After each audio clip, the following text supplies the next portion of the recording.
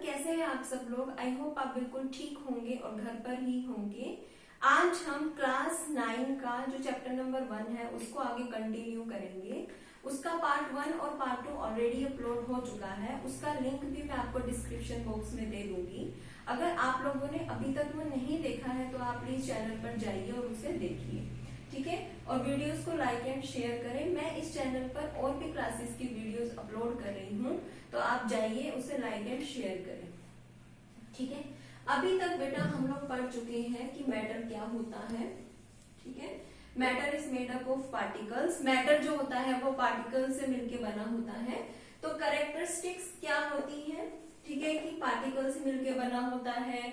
Size of particle is very small, ठीक है। They have space between them, they attract each other, ठीक है, they are continuously moving. ये सब हम पढ़ चुके हैं। उसके बाद हम सॉलिड, लिक्विड एंड गैस के बारे में भी पढ़ चुके थे और हमने लास्ट में डिफ्यूजन भी डिस्कस किया था। इतना हम लोग कर चुके हैं। आज हम मैटर की 4th और 5th स्टेट है, पहले उसके बारे में पढ़ेंगे। तो प्लाज्मा, प्लाज्मा क्या होता है? It is 4th state of matter. ये 4th स्टेट होता है मैटर का, ठीक है। It is a mixture of ionised gas and electrons. Ionised gas और इलेक्ट्रॉन्स क्या होते हैं? जो आयनाइज्ड गैस और इलेक्ट्रॉन्स क्या होते हैं, जैसे कि फॉर एग्जांपल कोई भी गैस है वो आयंस की फॉर्म में हो। फॉर एग्जांपल ए कोई भी गैस का एटम है वो A+ और इलेक्ट्रॉन में कन्वर्ट हो जाए, ठीक है। तो आयंस क्या होते हैं? द स्पीशीज हैविंग चार्ज, उन्हें हम क्या बोलते हैं? आयंस, ठीक है। तो ये क्या होता है? मिक्सचर होता है आयनाइज्ड गैस और इलेक्ट्रॉन का। और क्या होता है कि इट इज हाईली रिएक्टिव, बहुत ज्यादा रिएक्टिव होता है ये। And it is highly energetic, ये बहुत ज्यादा एनर्जेटिक भी होता है, ठीक है। It is highly energetic and it is highly reactive, ठीक है। प्लाज्मा पाया कहां जाता है? It is found in stars, stars में पाया जाता है, जैसे सन भी एक स्टार है, ठीक है। और कहां पे पाया जाता है? नियॉन बल्ब्स में और फ्लोरोसेंट बल्ब्स में, ठीक है। नियॉन बल्ब्स में नियॉन गैस यूज होती है, फ्लोरोसेंट बल्ब में हीलियम गैस यूज होती है, ठीक है। ये वहां पे पाया जाता है। जनरली जो प्लाज्मा वाले बल्ब्स होते हैं वो ग्लो करते हैं, ठीक है, वो ग्लो करते हैं। ये तो होगी नेचर की बात, बट अगर आपको खुद के लेवल पे प्लाज्मा क्रिएट करना हो तो आप कैसे करेंगे? आप एक गैस लेंगे, ठीक है, किसी भी चैम्बर में, वहां पे आप इलेक्ट्रिसिटी पास करेंगे। जब आप इलेक्ट्रिसिटी पास करते हैं तब आप क्या देखते हैं कि जो गैस है वो आयनाइज्ड हो जाती है, ठीक है। जो गैस के एटम्स हैं वो आयनाइज्ड हो जाते हैं, उनको बहुत ज्यादा एनर्जी मिल जाती है, वो इधर इधर उधर घूमने लग जाते हैं। मतलब जो वो स्टेट बनती है वो कौन सी होती है? प्लाज्मा, ठीक है। तो आप इस तरह से प्लाज्मा को क्रिएट भी कर सकते हैं। अब हम आगे चलते हैं। बोस आइंस्टीन कंडेंसेट, उसे हम शॉर्ट फॉर्म में भी EC भी कहते हैं। Bose Einstein condensate. एक साइंटिस्ट थे सत्येंद्र नाथ बोस एंड आइंस्टीन। इन दोनों ने मिलके इसको डिस्कवर किया था। इन्होंने कहा था कि Bose Einstein condensate 5th state of matter होती है। It is 5th state of matter, ठीक है। It is 5th state of matter. इसको कैसे बनाते हैं हम? इसको हम सुपर कूल करते हैं, मतलब हम बहुत ज्यादा इसको ठंडा कर देते हैं, सुपर कूल करते हैं किसे? कोई भी लो डेंसिटी वाली गैस को, ठीक है। सुपर कूल करते हैं हम लो डेंसिटी गैस को। अब ये लो डेंसिटी का क्या मतलब है? ऐसी गैस जिसकी डेंसिटी 1/100,000 मतलब 100,000 टाइम्स लेस हो, जिसकी डेंसिटी मतलब 100,000 टाइम्स लेस हो, किससे? Of density, less of density of air, मतलब एयर से जिसकी डेंसिटी इतनी कम हो वो वाली गैस को हम लेकर, ठीक है, उस वाली गैस को लेकर हम लोग क्या करते हैं, उसको सुपर कूल करते हैं। ठीक है, सुपर कूल करने से क्या होता है, जो स्टेट बनती है वो बोस-आइंस्टीन कंडेंसेट होती है। आप ऐसा भी कह सकते हैं कि प्लाज्मा और बोस-आइंस्टीन कंडेंसेट जो होते हैं वो दोनों अपोजिट होते हैं। ठीक है, they are opposite to each other. Plasma बहुत हीटेड स्टेट होती है और जो आपकी बोस-आइंस्टीन कंडेंसेट है वो बहुत ज्यादा सुपर कोल्ड स्टेट होती है। ठीक है, इसके अलावा हम लोग अब बढ़ते हैं आगे। हम लोगों ने प्लाज्मा और बोस-आइंस्टीन कंडेंसेट कर लिया। अब हम पढ़ते हैं बेटे टेम्परेचर के बारे में। टेम्परेचर क्या बताता है? टेम्परेचर, ठीक है, it is the measure of hotness और कूलनेस, ठीक है, ऑफ अ बॉडी। कि मतलब कोई भी बॉडी है, ये देखो एक रिलेटिव टर्म है कि कोई भी बॉडी है वो कितनी ठंडी है या फिर कितनी गर्म है, वो क्या बताता है? आपका टेम्परेचर। जनरली टेम्परेचर के लिए हम जो स्केल यूज करते हैं वो या तो डिग्री सेल्सियस या फिर केल्विन यूज करते हैं। ऐसा यूनिट होती है टेम्परेचर की केल्विन, ऐसा यूनिट होती है केल्विन। ठीक है, पर जनरली जो यूनिट ज्यादा यूज की जाती है वो होती है आपकी डिग्री सेल्सियस। ठीक है, केल्विन ऐसा यूनिट वो होती है। जब कभी भी आप सेल्सियस लिखेंगे आप ऊपर डिग्री बनाएंगे, बट केल्विन में ऐसा कुछ नहीं होता। ठीक है, अब अगर मैं केल्विन की बात करूं तो जो हमारा मेल्टिंग पॉइंट होता है, मेल्टिंग पॉइंट और ये सब हम डिस्कस करेंगे अभी। मतलब मेल्टिंग पॉइंट आइस का क्या होता है? 0 डिग्री सेल्सियस, 0 डिग्री पे ही आइस वाटर में मेल्ट होना स्टार्ट हो जाती है। तो केल्विन में वो कितना होता है? 273 केल्विन। और जो बॉइलिंग पॉइंट होता है वाटर का, जो बॉइलिंग पॉइंट होता है वो होता है 373 केल्विन। ठीक है, अच्छा एक खास बात आपको ये याद रखनी है कि केल्विन में जनरली जो टेम्परेचर होता है वो पॉजिटिव ही होता है। ठीक है, वो पॉजिटिव ही होता है। अगर मैं अब कन्वर्जन की बात करूं, अगर मैं कन्वर्जन की बात करूं तो temperature in Kelvin scale is equals to 273 plus degree plus temperature in degree Celsius. ठीक है, जैसे फॉर एग्जांपल मैं 25 डिग्री सेल्सियस पे टेम्परेचर निकालना चाहती हूँ केल्विन में, तो टेम्परेचर में किस में निकालना चाहती हूँ? केल्विन में। वो कैसे होगा? 273 प्लस डिग्री टेम्परेचर कितना है? 25, तो ये किस में कन्वर्ट हो जाएगा? 278 केल्विन। ये जनरली जो 25 डिग्री सेल्सियस होता है हम इसे रूम टेम्परेचर भी कहते हैं, ये आपका रूम टेम्परेचर होता है। ठीक है, सिमिलरली अगर मैं आपको अपोजिट दे दूं, अगर मैं आपको अपोजिट दे दूं कि convert 300 Kelvin into degree Celsius, तो आप कर सकते हैं temperature in Kelvin is equals to 273 plus temperature in degree Celsius. ठीक है, हमें केल्विन में दिया हुआ है तो 300 हम यहाँ पे पुट करेंगे, 273 प्लस में डिग्री सेल्सियस में हमें निकालना है टेम्परेचर। ठीक है, ये इधर माइनस में चला जाएगा तो टेम्परेचर इन डिग्री सेल्सियस कितना आ जाएगा? 300 minus 273 is equals to 27 degree Celsius. ठीक है, इसके बेस्ड पे आप न्यूमेरिकल्स भी कर सकते हैं। अच्छा, अगर मैं बिल्कुल 0 डिग्री पे निकालना चाहूँ टेम्परेचर केल्विन में, तो टेम्परेचर जो होगा मतलब 0 डिग्री में निकालना चाहते हैं हम, टेम्परेचर केल्विन में निकालना है हमें 0 डिग्री पे। ठीक है, तो ये 0 हो जाएगा, तो टेम्परेचर केल्विन में 0 डिग्री पे कितना होगा? 273 केल्विन। ठीक है, तो मतलब मैं कह सकती हूँ कि 0 degree Celsius is equals to 273 Kelvin. ये लोग आप लोग ध्यान रखना इसे।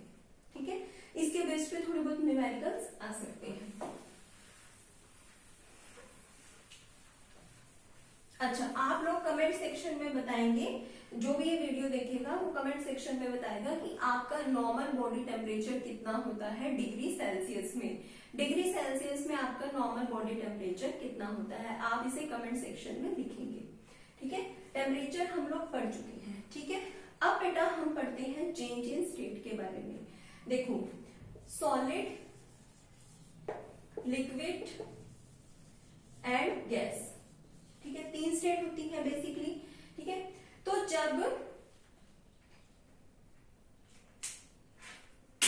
जब सॉलिड से हम लिक्विड में जाते हैं, सॉलिड से लिक्विड में जा रहे हैं, मतलब आइस मेल्ट हो रही है, तो इस प्रोसेस को क्या बोलते हैं? मेल्टिंग, ठीक है। इस प्रोसेस को क्या बोलते हैं? मेल्टिंग, ठीक है।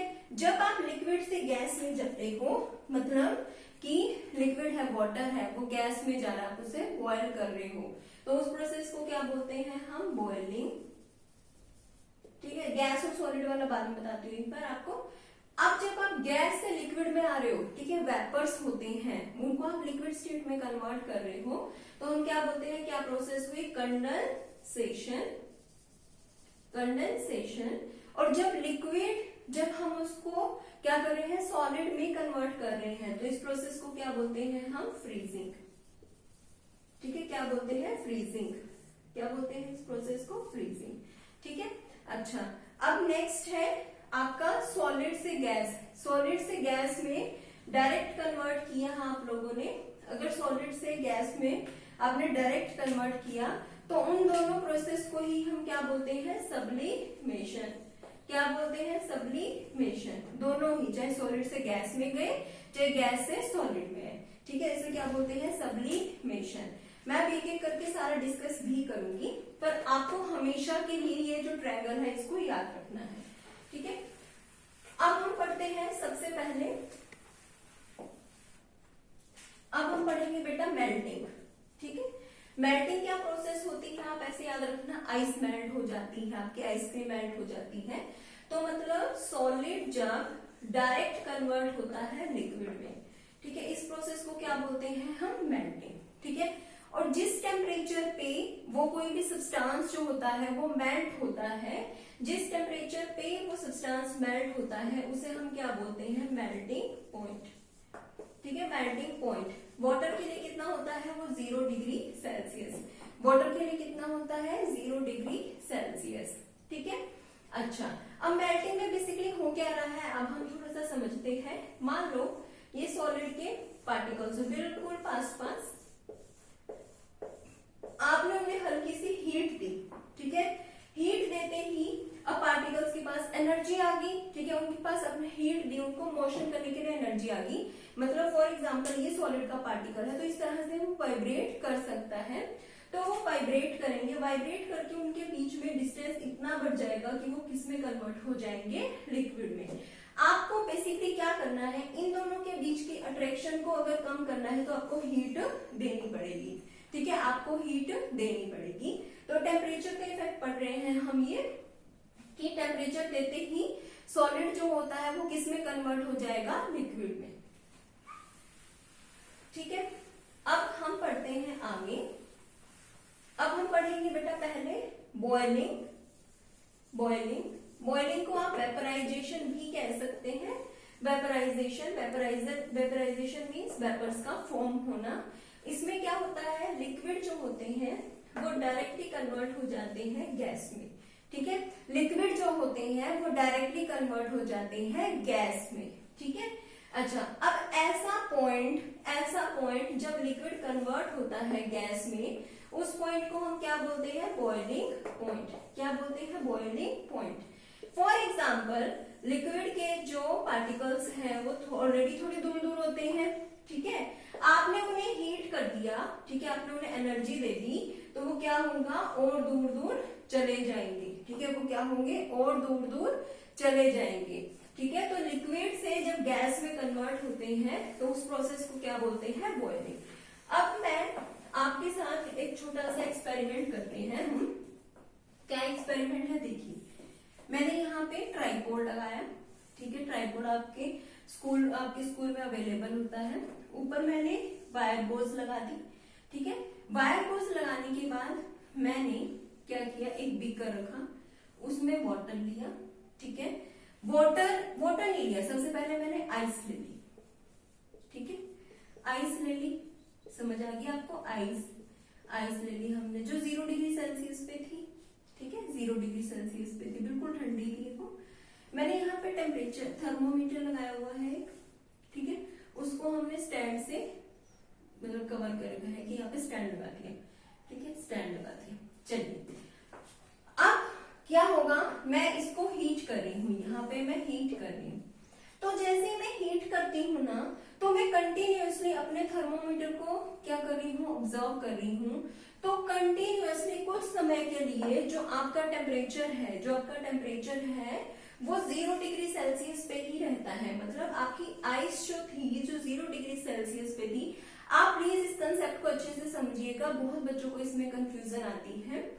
जो 0 डिग्री सेल्सियस पे आइस थी, ठीक है, जो 0 डिग्री सेल्सियस पे आइस थी, काफी समय तक वो 0 डिग्री ही रहता है। हम कंटिन्यूअसली उसको थर्मोमीटर को ऑब्जर्व कर रहे हैं, ठीक है, वो 0 डिग्री ही रहता है। पर धीरे धीरे मैं क्या देखूंगी, क्योंकि उसको हीट तो मिल रही है ना, कंटिन्यूअसली मैं उसको हीट दे रही हूँ, तो आइस किसमें कन्वर्ट हो जाएगी, वाटर में। पर टेम्परेचर चेंज नहीं होगा, ठीक है, पर टेम्परेचर चेंज नहीं होगा। ऐसा क्यों हुआ, ठीक है, क्यों हुआ ऐसा, क्योंकि देखो आप इसको थोड़ा सा समझने की कोशिश करें। ये आइस है, ठीक है, आइस के बीच में पार्टिकल्स के बीच में अट्रैक्शन फोर्स बहुत ज्यादा है, ठीक है। अब आप क्या चाहते हो, इसको मेल्ट करना चाहते हो, मतलब आप सॉलिड से इसको लिक्विड में लेके आना चाहते हो, अट्रैक्शन फोर्स इनमें बहुत ज्यादा है, ठीक है। तो पहले तो आपको इनके बीच में दूरी लाने के लिए आपको इनका अट्रैक्शन फोर्स तोड़ना पड़ेगा, ठीक है। जैसे मान लो दो बहुत अच्छे फ्रेंड्स हैं, आप चाहते हो कि वो फ्रेंड्स ना रहें, आप उनके बीच में दरार लाना चाहते हो, ऐसे ऐसे करना नहीं चाहिए। तो आपको क्या करना पड़ेगा, पहले उन दोनों के बीच के अट्रैक्शन फोर्स कम करना पड़ेगा, ठीक है। तो वो हीट, ठीक है, ऐसी हीट जो हमने दी, ठीक है, ऐसी हीट जो हमने दी to break the attraction force, to break the attraction force, ठीक है, ये इंटरमॉलिक्यूलर फोर्स बिटवीन मॉलिक्यूल्स या बिटवीन एटम्स, ऐसी हीट जो आपने दी ताकि उनके बीच की अट्रैक्शन क्या हो, खत्म हो जाए, विदाउट रेजिंग द टेम्परेचर, ठीक है, टेम्परेचर बढ़ाए बिना, विदाउट रेजिंग द टेम्परेचर। क्या मैंने बोला आपको, टेम्परेचर नहीं बढ़ाना, तो टेम्परेचर बढ़े बिना जो हीट हम कंटिन्यूअसली दे रहे हैं वो क्या काम आ रही है, अट्रैक्शन फोर्स को खत्म करने के काम आ रही है। उस हीट को मैं क्या बोलती हूँ, लेटेंट हीट। क्या बोलती हूँ, latent heat. Latent is the word जिसका मतलब होता है छुपा हुआ, ठीक है, हिडन, छुपा हुआ, जिसको बोलते हैं हम हिडन, ठीक है। अब हीट जा रही है कंटिन्यूअसली इसमें, ठीक है, हीट कंटिन्यूअसली जा रही है, पर आपको वो दिख नहीं रही क्योंकि वो टेम्परेचर नहीं बढ़ा रही, पर वो अपना काम तो कर रही है ना, वो फोर्स ऑफ अट्रैक्शन को ओवरकम करने के काम आ रही है, ठीक है। आई होप आपको ये क्लियर हुआ होगा। अब हम थोड़ा सा और आगे पढ़ते हैं लेटेंट हीट के बारे में ही। अब देखिए, जो लेटेंट हीट होती है, लेटेंट हीट वो दो टाइप की होती है बेटा, या तो वो होती है fusion, latent heat of fusion, या फिर वो क्या होती है, वेपराइजेशन, ठीक है। जो आपका फ्यूजन होता है, मेल्टिंग को ही हम फ्यूजन कहते हैं, मतलब फ्यूजन और मेल्टिंग एक ही बात होता है। मतलब बेसिकली क्या होता है, जिसमें जो सॉलिड होता है वो लिक्विड में कन्वर्ट हो, ठीक है।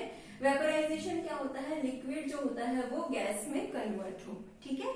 तो आप समझिए कि जैसे फॉर एग्जांपल 100 डिग्री सेल्सियस पे, 100 डिग्री सेल्सियस पे पानी है, ठीक है, 100 डिग्री सेल्सियस पे वाटर है, बिल्कुल आपने इसको पूरे पॉइंट पे ले आए। अब क्या होगा, वाटर इससे ज्यादा तो बॉईल हो नहीं सकता क्योंकि अब ये इसका बॉइलिंग पॉइंट आ चुका है। बॉइलिंग पॉइंट आने के बाद ये अपनी स्टेट बदलेगा, किसमें जाएगा, स्टीम में। तो 100 डिग्री सेल्सियस पे अब ये वाटर ही है, ठीक है। आप इसको थोड़ी सी और हीट दोगे कि ये 100 डिग्री सेल्सियस पे स्टीम पे पहुंच जाए, ठीक है। उस पर्टिकुलरली हीट को आप क्या बोलते हैं, लेटेंट हीट ऑफ वेपराइजेशन, ठीक है। आप क्या बोलते हो उसे, लेटेंट हीट ऑफ वेपराइजेशन। मतलब ऐसी हीट जो हम स्टेट चेंज करने के लिए दे रहे हैं without raising the temperature, temperature को बढ़ाए बिना आप जो हीट उसे दे रहे हो ताकि उसकी स्टेट में चेंज हो जाए, ठीक है, तो उसे हम क्या बोलते हैं, लेटेंट हीट। आपके लिए एक क्वेश्चन है कि steam at 100 degree Celsius burns more as compared to water at 100 degree Celsius. ठीक है, क्वेश्चन क्या है कि 100 डिग्री सेल्सियस पे एक तो स्टीम है और क्या है 100 डिग्री सेल्सियस पे पानी है, वाटर है। तो ये ज्यादा बर्न्स देती है आपको। अगर स्टीम लगती है तो आपके हाथ में ज्यादा इंजरी होती है। ऐसा क्यों? क्योंकि भाई जो स्टीम है उसने 100 डिग्री सेल्सियस तो पहुंचने के लिए हीट ली हुई है, 100 डिग्री की जो हीट तो ली हुई है, प्लस में उसने एक छुपी हुई हीट भी ली हुई है, लेटेंट हीट, तभी तो उसकी स्टेट में चेंज आया। ठीक है, और इसके अंदर सिर्फ और सिर्फ क्या है, हीट है। कौन सी हीट है? बस 100 डिग्री सेल्सियस तक पहुंचने वाली।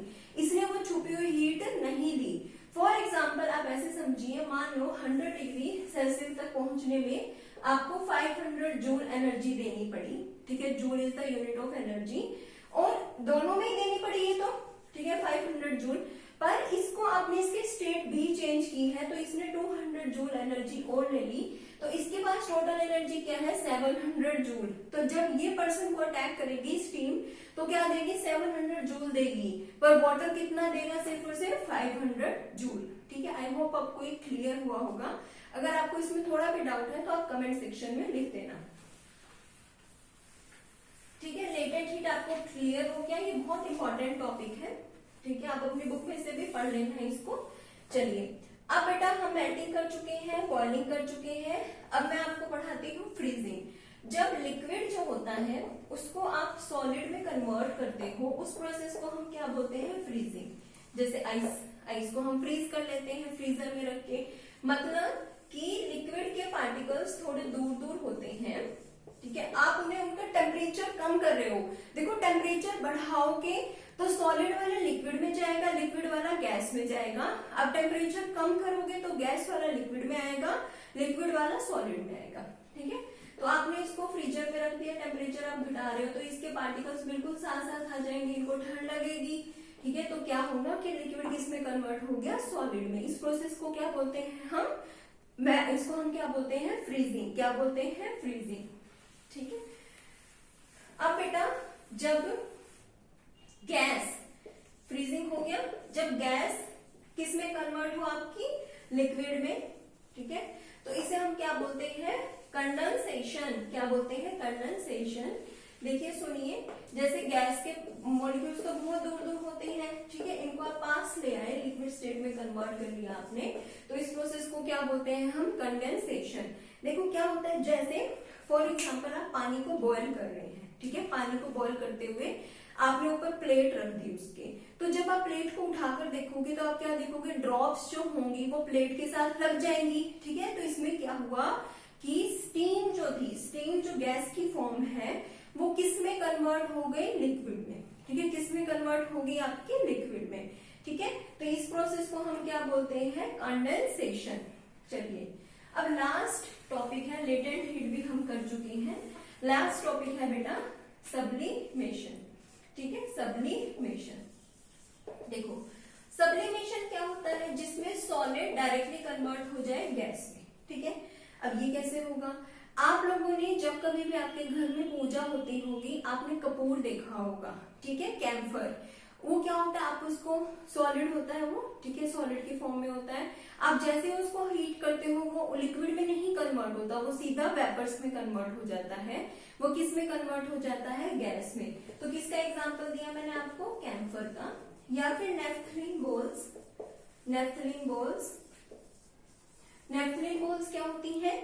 जो हम जैसे अपने सर्दियों के कपड़ों में डाल के रखते हैं, या फिर खाने की जो आपने फॉर एग्जाम्पल ग्रेन स्टोर किए हुए हैं तो आप उनके अंदर रखते हो एक ऐसे मतलब कपड़े में रैप करके, तो वो कौन सी बॉल्स होती हैं? Naphthalene balls. नेफ्थलीन बॉल्स जो होती हैं वो भी पहले सॉलिड में होती हैं, सीधा वो किस में कन्वर्ट हो जाती है? गैस में।